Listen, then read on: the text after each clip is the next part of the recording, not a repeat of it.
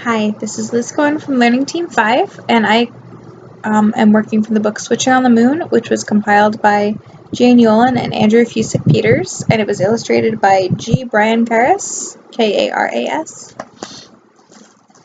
The poem that I chose is called Switch. It's on page 45 of this volume. It's by Marilyn Singer, and the theme of it is really perspective taking. It's learning to understand the way other people or other creatures think.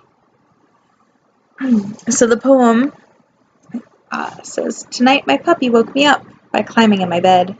His cushion looks so comfortable, I'll sleep on it instead.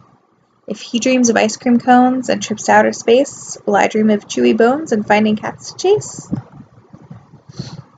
So I love the varied vocabulary in there. You know, it's not very often that you hear about chewy bones. I think that's a rich opportunity for language. And depending on the age of the child, really any of the adjectives that were used in the poem are certainly grounds for building some more linguistic creativity.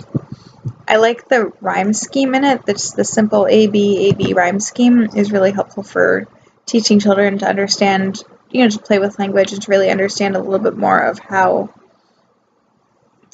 language as a whole works, how poetry works.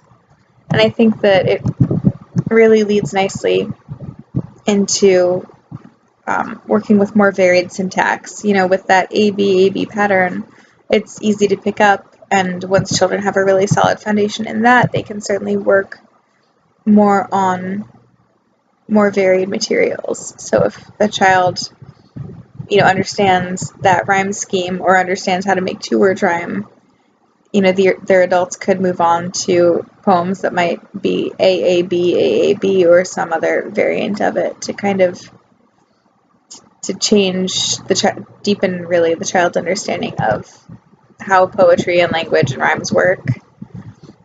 I think that this poem in particular is just really child friendly. I think it's a fun poem. It's brief enough that even a very young child will be able to sit through the whole thing. And I think that it's also brief enough that a child who's flipping through this book might be able to, pretend to read it themselves and gain literacy skills in that manner by just pretending. I think the book called it reading like behavior, by repeating what they've heard when they see the proper pictures. And really, I think the strongest reason I chose the book was because it is that poem in particular was because it is so relatable for young children. It's very easy for them to understand, to relate to.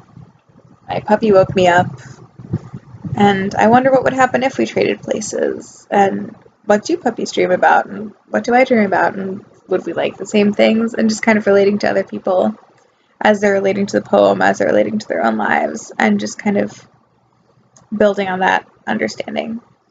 Thanks.